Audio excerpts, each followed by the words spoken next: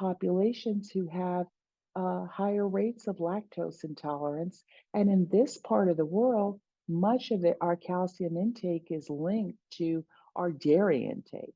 And many people don't take in much in the way of dairy. I'm one of those people, you know, of African descent. And those of us of African American descent, we have a high rates of lactose intolerance. And many of us, not all of us, but many of us don't have a high dairy intake.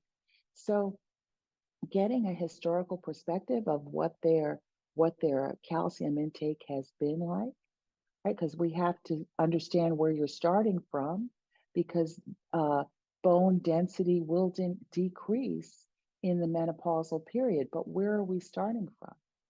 Trying to get a sense of that is important, right? So those are some of the evaluations that I suggest. In addition, I think that bone density screening is an important evaluation. That evaluation is currently recommended at 65 years old, unless you have high risk conditions. Autoimmune disease is one of those high risk conditions. Steroid use is one of those high risk conditions. Family history is one of those high risk conditions.